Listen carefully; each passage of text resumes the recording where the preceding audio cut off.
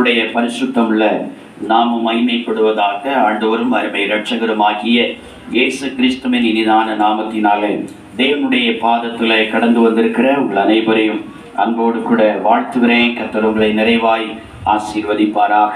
இந்த நாளிலும் செய்திக்காக தெரிந்து கொண்ட வேதவசனம் 2 கொரிந்தியரின் புஸ்தகம் அதனுடைய 5வது அதிகாரம். 2 கொரிந்தியரின் புஸ்தகம் 5வது அதிகாரம் அதனுடைய 17வது வேதவசனத்தை ஒருவர் சத்தமாய் வாசிப்போம். 2 கொரிந்தியரின் புஸ்தகம் 5வது அதிகாரம் 17வது வேதவசனம். இப்படி இருக்க ஒருவன் கிறிஸ்துவுக்குள் இருந்தால் புது சிருஷ்டியாய் இருக்கிறான், பழையவைகள் ஒளிந்து போயின, எல்லாம் புதிதாயின. இப்படி இருக்க ஒருவன் கிறிஸ்துவுக்குள் இருந்தால் புது சிருஷ்டியாய் இருக்கிறான், பழையவைகள் ஒளிந்து போயின, எல்லாம் புதிதாயின என்று சொல்லி அப்போஸ்தலனாகிய பவுல் கொரிந்து சபைக்கு அவர் எழுதுகிற நேரத்தில் இந்த வார்த்தையை இவ்விதமாக அவர் சொல்கிறார். ஒருவன் கிறிஸ்துவுக்குள்ளாக இருந்தால் அந்த மனிதன் தன்னுடைய வாழ்க்கையில அவன் புது சிருஷ்டியாக அவன் காணப்படுகிறான் என்று சொல்லுகிறார். புது சிருஷ்டியாக ஒரு மனுஷன் தன்னுடைய வாழ்க்கையில மாற்றப்பட்டால் மாத்திரம்தான் நாம் இயேசு கிறிஸ்துவை தரிசிக்க முடியும், அவருடைய வருகையில நாம் போக முடியும், அவருடைய பரலோக ராஜ்யத்திலும் நாம் போய் சுதந்திரம் அடைய முடியும். நம்முடைய வாழ்க்கையில புது சிருஷ்டியாக மாறல, இன்னும் நம்முடைய வாழ்க்கையில பழைய ஆளாகவே இருக்கிறோம். பழைய சுவாபம் உள்ளவர்களாக, பழைய கிரியை உள்ளவர்களாக, பழைய நடக்கைகள் உள்ளவர்களாக இன்னும் நம்ம பழைய ஆளாக தான் இருக்கிறோம். நம்முடைய சுவாபங்கள், நம்முடைய நடை உடை பாவனைகள், நம்முடைய செயல்கள் எல்லாவற்றிலும் ஒரு புது சிருஷ்டிப்பின் அனுபவம் நம்முடைய வாழ்க்கையில இன்னும் வராவிட்டால் இயேசு இன்னும் நமக்குள்ளால வரலைன்னு சொல்லி அர்த்தம். அல்லேலூயா, அல்லேலூயா. இயேசு ஒரு மனுஷனுக்குள்ளால அவர் வந்தால் அந்த மனுஷனுடைய ஜீவிதத்தையே அவர் மாற்றி அமைக்கிறவர். கர்த்தருக்கு ஸ்தோத்திரம். அதற்காக தான் மனிதனை இந்த உலகத்துல புதிய மனுஷனாக மாற்றி அவனை பரலோக ராஜ்யத்தில் கூட்டி சேர்க்க வேண்டும் என்கிறதான அந்த ஒரே நோக்கத்தோடு தான் வானத்தை விட்டு இயேசு கிறிஸ்து இந்த பூமியில அவர் இறங்கி வந்தார். அவர் புது சிருஷ்டியாய் மாற்றி அவனை பரலோக ராஜ்யத்தில் கூட்டி சேர்க்க வேண்டும் என்கிறதான எண்ணத்தோடு அவர் கடந்து வந்திருக்கிறார். அல்லேலூயா, அல்லேலூயா. அவருடைய வார்த்தைக்கு விட்டு கொடுக்கிற, அவருக்கு விட்டு கொடுக்கிற, அவருடைய ஆலோசனையின்படி செய்கிறதான எந்த மனுஷனா இருந்தாலும் சரி, அவன் குடிகாரனா இருக்கலாம், கள்ளனா இருக்கலாம், பச்சாரக்காரனா இருக்கலாம், கொலைகாரனா இருக்கலாம், துரோகியா இருக்கலாம், பிறருடைய பொருட்களை வஞ்சிக்கிறவனா இருக்கலாம், ஊதாரியா இருக்கலாம், யாராய் இருந்தாலும் சரி, ஆண்டவருடைய ஆலோசனைக்கு அவர் விட்டு கொடுப்பான்னு சொன்னால் எந்த மனுஷனையும் அந்த மனுஷனை கர்த்தர் புதிய ஒரு மனுஷனாக மாற்றி இந்த உலகத்திலும் அந்த மனிதனை ஒரு புது சிருஷ்டியாக சாட்சியாக நிறுத்தி பரலோக ராஜ்யத்திலும் அவர் கூட்டி சேர்ப்பார். அல்லேலூயா. பரலோக ராஜ்யத்தில் கூட்டி சேர்த்தா எவ்வளவு பெரிய ஒரு ஆனந்தம் பாருங்க, எவ்வளவு பெரிய பேரின்பம் அங்கே இருக்கிறது. கர்த்தருக்கு ஸ்தோத்திரம். நித்திய காலமாக இயேசுவோடு, பிதாவோடும், குமாரனா இயேசு கிறிஸ்துவோடும், பரிசுத்த ஆவியானவரோடும், அநேகமாயிரம் ஸ்தோத்திரம் பரிசுத்தவான்களோடும், அநேக கோடான கோடி தேவ தூதர்களோடு கூட அந்த மகிழ்ச்சியான ஆனந்தமான அந்த ஸ்தலத்துல என்னென்னைக்கும் வாழ்கிறது. எத்தனை பெரிய பேரானந்தம். அல்லேலூயா. இவையெல்லாம் புது சிருஷ்டியாய் மாறுகிற மனிதர்களுக்கு தான் ஆண்டவராகிய கர்த்தர் அவர் கொடுக்கிறார். அப்படியானால் நாம் எப்படி புது சிருஷ்டியாய் மாறுகிறது? சில நேரங்களிலே புது சிருஷ்டியாய் மாற்றப்பட்டவர்களுக்குள்ளும் சில நேரங்களில் பழைய சோபம் என்ன செய்து விடுகிறது, வந்து விடுகிறது. பழைய மனுஷன் வந்து தலையை காட்டி விடுகிறான். கர்த்தருக்கு ஸ்தோத்திரம். அந்த பழைய மனுஷன் போக வேண்டுமானாலும் என்ன செய்யணும்? இதுவரைக்கும் புது சிருஷ்டியாய் மாறாதவர்களும் தங்களுடைய வாழ்க்கையில புது சிருஷ்டியாய் மாறி கிறிஸ்துனுடைய வருகைக்கு போக ஆயத்தப்பட வேண்டுமானாலும் என்ன செய்ய வேண்டும் என்பதை குறித்து தான் இந்த நாளிலே நாம் தியானிக்க போகிறோம். ஒரு 3 வார்த்தைகளை இந்த நாளில வேகமாய் நாம் தியானிப்போம். நாம் புது சிருஷ்டியாய் மாறுவதற்கு நாம் என்ன செய்ய வேண்டும்? முதலாவதாக தீத்துவின் புஸ்தகம் அதனுடைய 3வது அதிகாரம். தீத்துவின் புஸ்தகம் அதனுடைய 3வது அதிகாரம் அதன் 5வது வேத வசனத்தை ஒருவர் சத்தமாய் வாசிப்போம். ஸ்தோத்திரம். தீத்துவின் புஸ்தகம் 3வது அதிகாரம் 5வது வசனம். நாம் செய்த நீதியின் கிரியைகளின் நிமித்தம் அவர் நம்மை ரட்சியாமல் தமது இரக்கத்தின்படியே மறுஜென்ம முழுக்கினாலும் பரிசுத்த ஆவியினுடைய புதிதாக்குதலினாலும் நம்மை ரட்சித்தார். ஸ்தோத்திரம். எப்படி ஒரு மனுஷனை புது சிருஷ்டியாக புதிய மனுஷனாக நம்முடைய ஆண்டவராய் இயேசு கிறிஸ்தவர் மாற்றுகிறாராம். இங்க நான் வாசிக்கிறோம், பரிசுத்த ஆவியினுடைய புதிதாக்குதலினாலும். அதுக்கு முந்தின வார்த்தையை நான் வாசித்தால் மறுஜென்ம முழுக்கினாலும் பரிசுத்த ஆவியினுடைய புதிதாக்குதலினாலும் தான் ஒரு மனுஷன் தன்னுடைய வாழ்க்கையில அவன் புது சிருஷ்டியாய் அவன் மாறுகிறானா. அல்லேலூயா. ஸ்தோத்திரம். 2 வார்த்தை அதில் சொல்லப்பட்டு இருக்கிறது. 1 மறுஜென்ம முழுக்கு, 2 பரிசுத்த ஆவியானவரால் புதிதாக்கப்படுகிற அனுபவம்.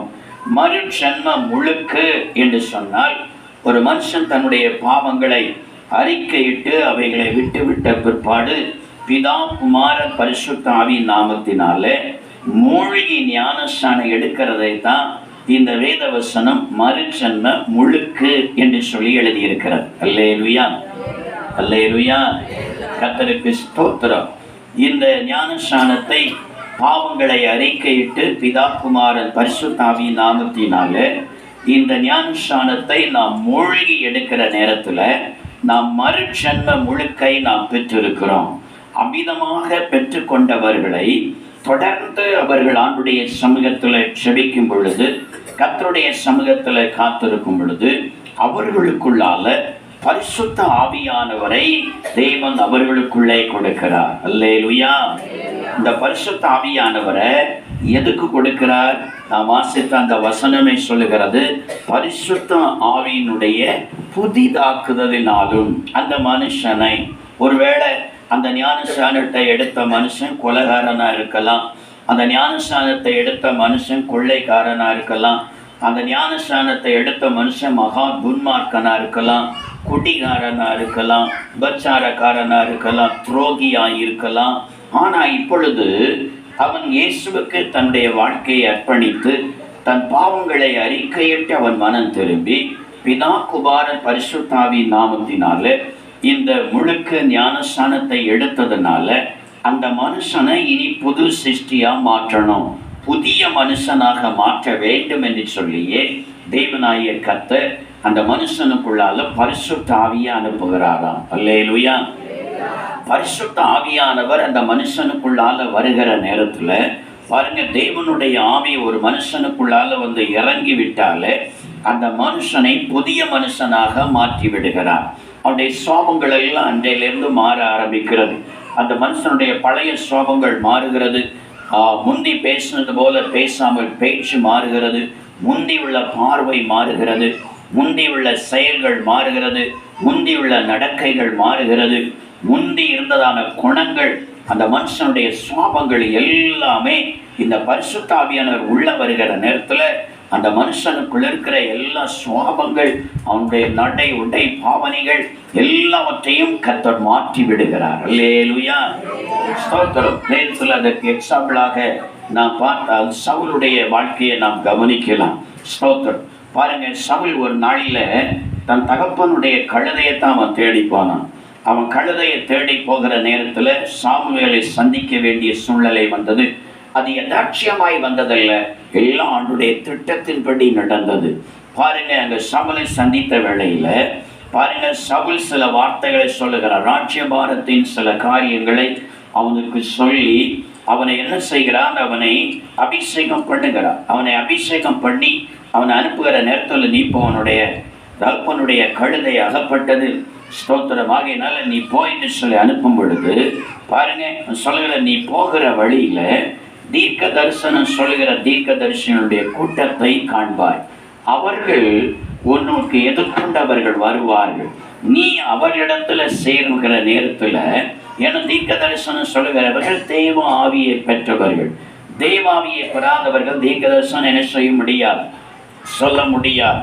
அந்த தேவ ஆவியை பெற்றவர்கள், ஆவியினால் அபிஷேகம் பண்ணப்பட்ட அந்த கூட்டத்தோட நீ போய் நேர அவர்களுக்கு எதிர்கொண்டு வருகிறதுனால நீ அவர்களோட போய் இணைகிற நேரத்துல நீயும் என்ன செய்வார், உனக்குள்ளும் தேவ ஆவியானவர் வந்து இறங்குவார். அல்லேலூயா.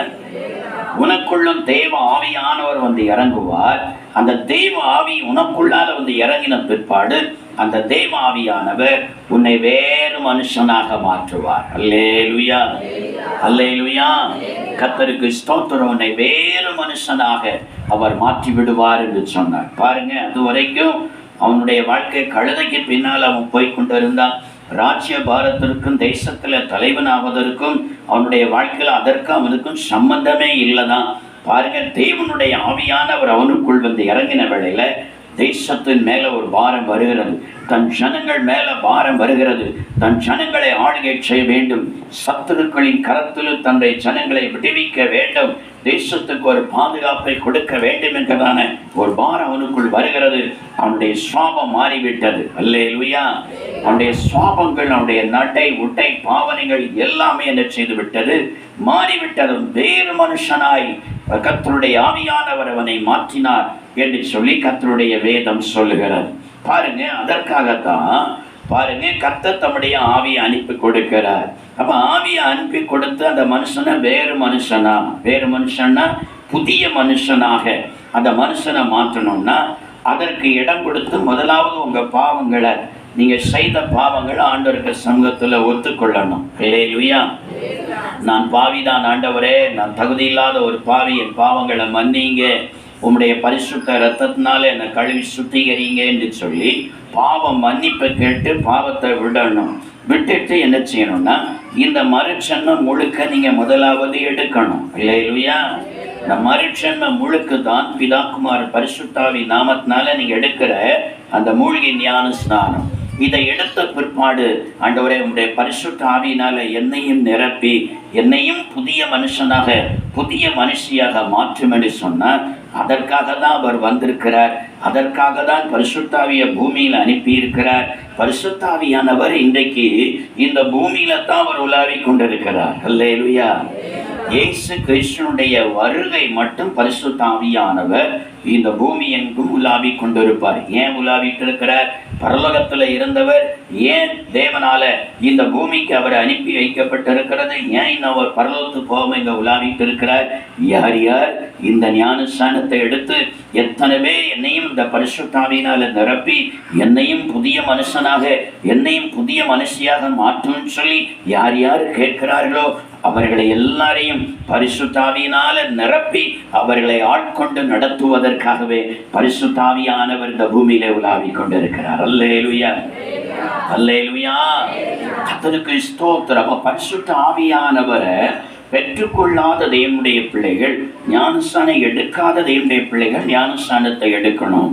பரிசுத்த ஆவியை இதுவரைக்கும் பெற்றுக்கொள்ளாத தேவனுடைய பிள்ளைகள் அந்த பரிசுத்த ஆவியானவரை உங்க வாழ்க்கையில நீங்க வரவேற்கணும், நீங்க கேட்கணும். எனக்குள்ளால வாரும், எனக்குள்ளால வந்து என்னை நிறைத்து ஆண்டவரே என்னை ஒரு புது சிருஷ்டியாக மாற்றும் என்று சொல்லி நீங்க விரும்பி அவரை அழைத்தால் வருவதற்கு அவர் ஆவலாய் இருக்கிறார். அல்லேலூயா. யாரும் என்ன அழைப்பாங்க, அழைக்கிற இடத்துக்கு நான் உடனே போய் அவருடைய ஜீவியத்தை மாற்றணுமே என்று சொல்லி ஆவலோடு பரிசுத்த ஆவியானவர் காத்திருக்கிறார். நீங்கள் அர்ப்பணித்து அழைத்தால் அவர் வருவார். உங்களுக்குள் வந்து உங்க சுவாபங்களை மாற்றுவார், உங்க நடக்கைகளை மாற்றுவார், உங்க பேச்சினுடைய ஸ்டைலையே அவர் மாற்றி விடுவார், உங்க இருதயத்தில் இருக்கிற எண்ணங்களையே அவர் மாற்றி விடுவார். அல்லேலூயா. நீங்க விட முடியாம இருக்கிற சில காரியங்களை எல்லாம் இந்த பரிசுத்த ஆவியானவர் உங்களுக்குள்ள வருகிற நேரத்துல உங்களை அறியாமலே தானா மறந்து போக ஆண்டவர் கிருபை செய்வார். அல்லேலூயா, அல்லேலூயா. ஸ்தோத்திரம். அடிக்கடி நான் சொன்ன ஒரு சம்பவம் பாருங்க.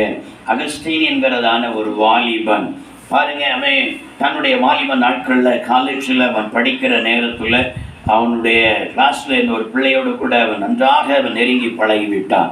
2 பேரும் உயிருக்கு உயிராக நேசித்தாங்க. இவனை காணாம அவ இருக்க மாட்டா, அவனை காணாம இவன் இருக்க மாட்டான். அந்த அளவுக்கு உயிர் நண்பர்களாக 2 பேருமே பழகிவிட்டார்கள். கர்த்தருக்கு ஸ்தோத்திரம். பாருங்க, ஒரு முறை என்ன செய்தான்னா, அந்த அகஸ்டின்கிற வாலிபனை உடைய நண்பர்கள் ஒரு கிறிஸ்தவ முகாமுக்கு அழைத்து கொண்டு போனாங்க. ஒரு 3 நாட்கள் நடக்கிறதான அந்த முகாமில் அழைத்து கொண்டு போனாங்க. அவன் அழைத்து கொண்டு போன பிள்ளையில ஆண்டவருடைய வார்த்தை அவன் கேட்டான். ஆண்டுடைய வார்த்தை ரட்சிப்பை குறித்து, புது சிருஷ்டியாய் மாறுகிறதை குறித்து, பரிசுத்தத்தை குறித்து ஆண்டுடைய வார்த்தையை கேட்ட பொழுது அவன் ஏற்றுக்கொண்டான். தன் பாவங்களை எல்லாம் அவருடைய சமூகத்தில் சொல்லி அழுது அவைகளை விட்டு மனம் திரும்பினான். பாருங்க, அந்த கூட்டத்திலேயே பரிசுத்த ஆவியானவர் அவனை நிறைத்து விட்டார். அல்லேலூயா. பரிசுத்த ஆவியானவர் அவனை நிரப்பி விட்டார். இப்ப தேவனுடைய பரிசுத்த ஆவியினால நிரம்பி அவனை கர்த்தர் ஒரு வேறு மனுஷனாக, ஒரு புதிய சிருஷ்டியாக மாற்றி பொழுது அந்த கூட்டத்திலிருந்து அவன் அனுப்புகிறான். ஊருக்கு வருகிறான். வந்தவன் காலேஜ் போகிறான். சாதாரணமாக காலேஜ் போகிற நேரத்துல இவன் முந்தி வந்தான்னா ஒரு குறிப்பிட்ட இடத்துல நிற்பான். அவன் வர்றதுக்கு காத்திருப்பான். அவன் முந்தி வந்தான்னா இவன் வர்றது வரைக்கும் அவன் அந்த இடத்துல காத்திருப்பான். அந்த இடத்துல இவர்கள் அப்படியே இவர்கள் என்ன செய்திருப்பாங்க, ஒருவருக்கொரு காத்திருப்பதற்காக அந்த இடத்துல நிற்பாங்க. அதே போல அந்த பெண் அவள் முந்தி வந்து அந்த இடத்துல காத்து நிற்கிறார். அகஸ்டின் எப்ப வருவா, ஸ்தோத்திரம், விடுமுறைக்கு போனா எனக்கு காலே பண்ணலையே, பேசலையே என்று சொல்லி அவள் காத்து நிற்கிறார். பாருங்க, இப்பொழுது அவன் வந்து கொண்டு இருக்கிறான். அவன் வந்து கொண்டு இருக்கிற நேரத்துல அவருடைய உள்ளத்துல ஒரு பெரிய சந்தோஷம். நான் நேசிக்கிற அகஸ்டின் வருகிறான், நான் காதலிக்கிற அகஸ்டின் வருகிறான்னு சொல்லி ரொம்ப அன்பாக நேசித்து என்ன செய்தா, அவன் கிட்ட வருகிற நேரத்துல என்ன செய்த, அகஸ்டின் சொல்லி கூப்பிடுறதுக்குள்ளாக அவன் திரும்பி இவருடைய முகத்தை கூட திரும்பி பார்க்காம வேகமாக அவன் போய்விட்டான். அவன் வேகமாக போனவுடன் தனவன் பின்னால ஓடினான். பின்னால் ஓடி, என்னாச்சு உனக்கு, என்னாச்சு அகஸ்டின், ஏன் என் முகத்தை பார்க்க மாட்டேங்கிற, ஏன் என் முகத்தை பார்க்கல, ஏன் என்கிட்ட பேசல, ஏன் இந்த இடத்துல நிக்கல, ஏன் நீ வேகமா போற, ஏன் பேசல, ஏன் வேகமா போற, ஏன் முகத்தை பார்க்க மாட்டேங்கிற என்று சொல்லி திருப்பி பின்னால வற்புறுத்தி கொண்டே வருகிறார். அந்த நேரத்தில் அவன் சொன்ன ஒரு வார்த்தை தான், நான் பழைய அகஸ்டின் அல்ல, இயேசு என்னை ஒரு புதிய அகஸ்டினாய் மாற்றி இருக்கிறார். அல்லேலூயா, அல்லேலூயா. இயேசு என்னை ஒரு புதிய அகஸ்டினாய் மாற்றியிருக்கிறார். நான் இப்பொழுது ஒரு புது சிருஷ்டியாய் மாறி இருக்கிறேன். இயேசு என்னை ஒரு புதிய மனுஷனாக மாற்றி இருக்கிறார். ஆகையினால என்னுடைய பழைய மனுஷனாய் இருக்கிற நேரத்தில் இருந்த அந்த சுவாபங்கள், அந்த எண்ணங்கள், அப்படிப்பட்ட கிரியைகள் என்னை விட்டு அப்படியே கடந்து போய்விட்டது. இயேசு என்னை புதிய மனுஷனாய் மாற்றி இருக்கிறார் என்று சொல்லி பாருங்க, அந்த பெண்ணுக்கு முகத்தை பார்க்காம, அதுதான் கடைசி, அப்படி அவன் விலகி வந்து விட்டான். பாருங்க, ஏன்னா அவங்க கொஞ்ச நேரம் அந்த பெண் அழுவா, துக்கப்படுவா. அவன் யோசித்தை பார்க்கல, எனக்கு இயேசுதான் எனக்கு முக்கியம் சொல்லி அப்படியே அவன் விலகி வந்தான். பாருங்க, கர்த்தர் அவனுடைய வாழ்க்கையை நோக்கி பார்த்தார். ஸ்தோத்திரம். அவனை கர்த்தர் அபிஷேகம் பண்ணின ஆண்டவர் பின் நாட்களில கர்த்தர் அவனை ஊழியத்திற்காக அழைத்து தேசத்துல வல்லமையான ஊழியக்காரனாக கர்த்தர் அவனை பயன்படுத்தி அநேக வாலிபர்களை இயேசுவின் பக்கமாய் திருப்புகிற பாத்திரமாக தேவன் அவனை பயன்படுத்தினார். அல்லேலூயா, அல்லேலூயா. இன்றைக்கும் தேவனுடைய பாதத்துல கடந்து வந்திருக்கிற தேவனுடைய பிள்ளையே, உன்னுடைய வாழ்க்கையில சில காரியங்களை விட முடியவில்லையா? உன்னுடைய வாழ்க்கையில சில காரியங்களை மறக்க முடியவில்லையா? ஐயோ, எப்போது பார்த்தாலும் என் நினைவுகள் அது வந்து கொண்டே இருக்கிறது, என் சிந்தனையில வந்து கொண்டே இருக்கிறது, என் நினைவுல வந்து கொண்டே இருக்கிறது, என்னால மறக்க முடியவில்லையே, என்னால விட முடியவில்லையே. இந்த காரியம், இந்த சிந்தனையில் வருகிற காரியம் அடிக்கடி என்னை பாவத்திற்கு சிறையாக்கி விடுகிறது.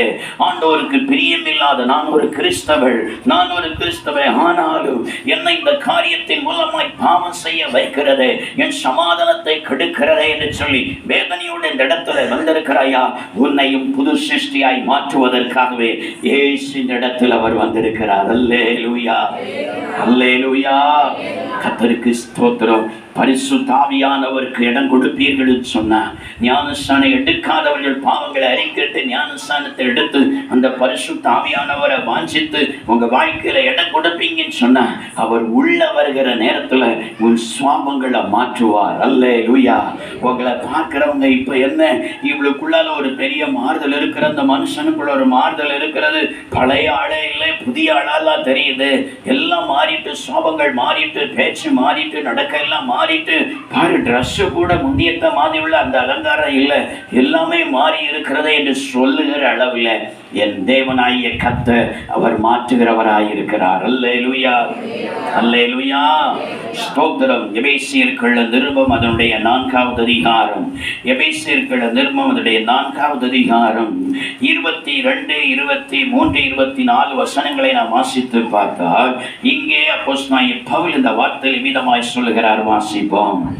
அந்தபடி முந்தின நடக்கைக்குரிய மோசம் போக்கும் இச்சைகளாலே கெட்டு போகிற பழைய மனுஷனை நீங்கள் களைந்து போட்டு உங்கள் உள்ளத்துல பாருங்க, உங்க உள்ளத்துல புதிதான ஆவி உள்ளவர்களாகி மெய்யான நீதியிலும் பரிசுத்தத்திலும் தேவனுடைய சாயலாக சிருஷ்டிக்கப்பட்ட புதிய மனுஷனை தரித்து கொள்ளுங்கள் என்று சொல்லுகிறார். அல்லேலூயா, அல்லேலூயா.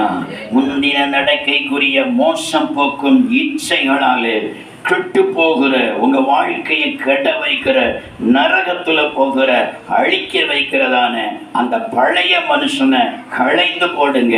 களைந்து போட்டு உங்க உள்ளத்துல புதிதான ஆவி உள்ளவர்களாகணும் சொல்கிறார். அல்லேலூயா, அல்லேலூயா. பாருங்க, ஸ்தோத்திரம்.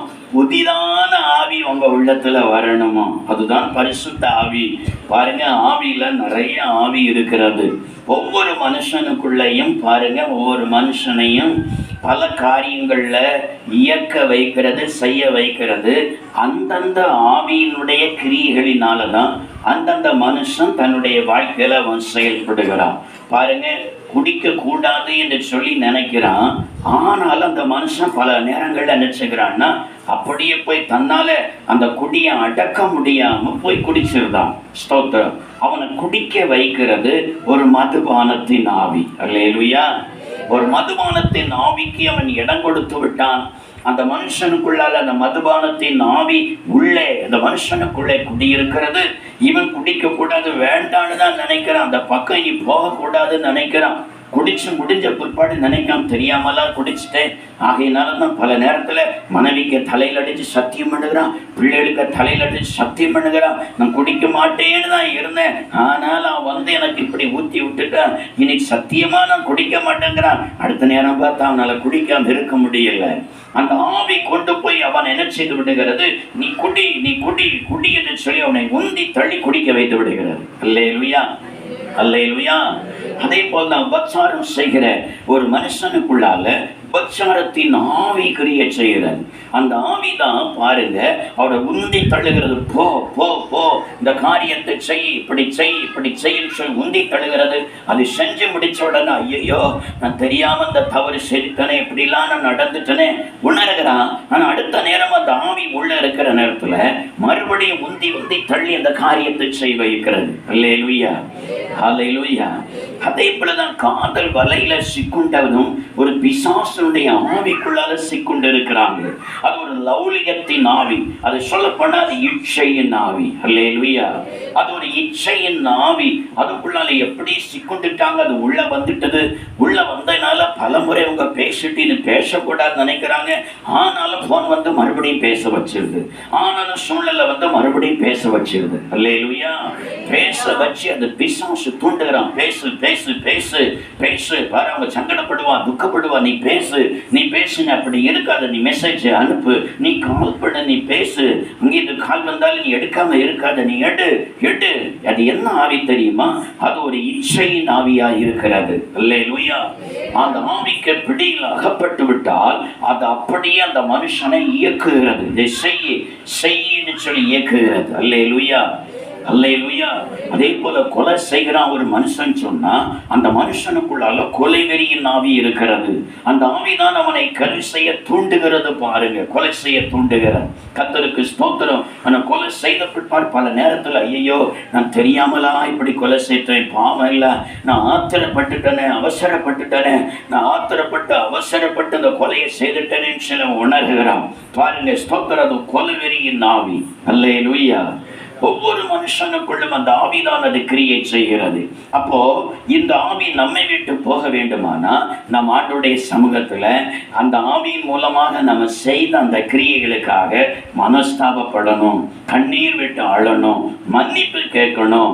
ஆண்டுடைய சமூகத்துல மன்னிப்பு கேட்டு மனம் மாறி இந்த ஞானஸ்தானத்தை எடுத்துட்டு நாளை தள்ளாம உடனே அதற்கு சமூகத்துல அழுது ஜெபம் பண்ணி இந்த பரிசுத்த ஆவியை உள்ள நாம பெற்றுக்கொள்ளணும். அல்லேலூயா. இந்த பரிசுத்த ஆவி உள்ள வந்துட்டுனா அந்த கொலை செய்யணும் தூண்டுற கொலைவெறி நாவி நம்மளை விட்டு போயிடும். இந்த பரிசுத்த ஆவியானவர் உள்ள வந்துட்டுனா அந்த வேசித்தனத்தின் ஆவி நம்மளை விட்டு போயிடும். அந்த பரிசுத்த ஆவி நமக்குள்ளால வந்துட்டுனா அந்த இச்சையின் ஆவி நம்மளை விட்டு விலகி போயிடும். இந்த பரிசுத்த ஆவி நமக்குள்ளால வந்துட்டுனா அந்த குடியின் ஆவி, மதுபானத்தின் ஆவி நம்மளை விட்டு விலகி போயிடும். அல்லேலூயா, ஹல்லேலூயா. கர்த்தருக்கு ஸ்தோத்திரம். ஆகையினாலதான் அப்போஸ்தலனாகிய பவுல் பரிசுத்த ஆவியானவர் மூலமாக இதை சொல்லுகிறார். நீ கிறிஸ்துவுக்குள்ளால நீ ஒரு புது சிருஷ்டியாய் நீ மாற வேண்டுமானா உன்னுடைய வாழ்க்கையில இந்த ஞானஸ்நானத்துக்கு ஒப்புக்கொடு. உன் பாவங்களை அறிக்கட்டு ஞானஸ்நானத்துக்கு ஒப்புக்கொடு. நீ இந்த பரிசுத்த ஆவியானவருக்கு இடம் கொடு. இந்த பரிசுத்த ஆவியினால் நிரப்பப்படு. இந்த பரிசுத்த ஆவியானவர் உன் வாழ்க்கையே புதிய மனுஷனாக மாற்றுவார் என்று சொல்லுகிறார். அல்லேலூயா, அல்லேலூயா, ஸ்தோத்திரம். ஒருவேளை இந்த ரட்சிப்பை பெற்று இந்த பரிசுத்த ஆவியை பெற்று கூட புது சிருஷ்டியாய் மாறியும் கூட சிலர் தன்னுடைய வாழ்க்கையில மறுபடியும் தன்னுடைய பழைய வாழ்க்கையில் உள்ள பாவத்துக்குள்ளால் அவங்க போறாங்க. பழைய வாழ்க்கையில் உள்ள பாவத்துல போறாங்கன்னு சொன்னா பாருங்க, அவருடைய ஜீவியத்துல ஜெபம் குறைகிறது. பரிசுத்த ஆவியானவருக்கு தன்னுடைய வாழ்க்கையில தொடர்ச்சியாய் இடம் கொடுக்கல. தொடர்ச்சியாக அந்த பரிசுத்த ஆவியில நிரம்பி ஆவியில நிரம்பி அந்நிய பாஷை பேசி எப்பொழுதும் செபிக்காம தன்னுடைய வாழ்க்கையில அவர்கள் இடம் கொடுக்காததுனால அவரை துக்கப்படுத்தி இவர்கள் பின்வாங்கி போகிறாங்க. இப்படி பின்வாங்கி போகிற நேரத்துல மறுபடியும் அவங்க வாழ்க்கையில பழைய பாவனுடைய வாழ்க்கையில வந்து தொடர்கிறது. அல்லேலூயா. நீங்க சங்கீதம் 51 நாம் வாசித்து பார்த்தால் சங்கீதக்காரனாகிய தாவீதுடைய வாழ்க்கையில அதுதான் வந்துட்டு பாருங்க. ஸ்தோத்திரம். செபிக்க வேண்டிய நேரம் பாருங்க, ராஜாக்கள் யுத்தம் பண்ணுகிற நேரத்துல ஒன்னியுமே என்ன செய்திருக்க வேண்டும்? யோபாவோடு கூட அந்த படைகளின் கூட்டத்துல யுத்த களத்துல நின்றிருக்க வேண்டும். இல்லையானா தம் சேனைகளை எல்லாம் யுத்தத்திற்கு அனுப்பி இருக்கிறான். அங்க யுத்தம் பண்ணிட்டு இருக்கிறாங்க. இவ எங்க இருக்கணும்? முழங்கால் யுத்தத்தில் அது நின்றிருக்கணும். அல்லேலூயா. அவன் அரைக்கதவை பூட்டி முழங்காலையா நின்று அவர்களோடு அந்த பிசாசின் ஆவிகளோடு யுத்தம் பண்ணி இருக்கணும். ஜெபத்தில் இருந்திருக்கணும். ஐயோ, என் ஜனங்கள் போயிருக்கிறாங்க, யுத்தம் பண்ண போயிருக்கிறாங்க, சத்துருக்களோடு கர்த்தர் ஜெயத்தை கொடுக்கணும், ஒருவர் கூட மாண்டு விடக்கூடாது, எல்லாரும் சுகமா வரணும்னு சொல்லி அவன் ஜெபம் பண்ணி கொண்டு இருந்திருக்கணும். பாருங்க, அவன் யுத்தத்திலும் போகல, ஜெபிக்கவும் இல்லை. அவன் போய் என்ன செய்தான் பாருங்க, மேல உப்பரிக்கு மேல அப்படியே விளையாடிட்டு இருந்தான். அல்லேலூயா. அவன் உலாவி கொண்டிருந்தான். அது ஆவிக்குரிய ஒரு பின்மாற்றமாய் காணப்பட்டது. இதனாலேயே அவனுடைய வாழ்க்கையில அவன் வீழ்ச்சி அடைந்து போனான். வீழ்ச்சி அடைந்து அவன் பாவம் செய்து விட்டான். ஆகையினாலதான் இப்ப பாருங்க, அவன் சொல்லுகிற நேரத்துல அவன் சொல்லுகிற சங்கீதம் 51:10 நான் வாசித்து பார்க்கிற நேரத்துல இந்த தாவீது சொல்லுகிற ஒரு வார்த்தையை கவனிங்க, வாசிப்போம். தேவனே, சுத்த இருதயத்தை என்னிலே சிருஷ்டியும். நல்ல கவனிங்க, நிலைவரமான ஆவிய என் உள்ளத்துல புதுப்பியும் என்று சொல்லி கேட்கிறான். அல்லேலூயா. பழைய ஆவி வந்துட்டது. பழைய ஆவி வந்துட்டு, ஆண்டவரே என் ஜெபம் குறைந்ததுனால, யுத்த கடத்துல நான் நிற்காததுனால பழைய ஆவி எனக்குள்ளால வந்துட்டு, ஆகியனால எனக்கு நிலைவரமான ஆவியை தந்து என்ன செய்ய, என்ன புதுப்பியும் என்று சொல்லுகிறான். அல்லேலூயா.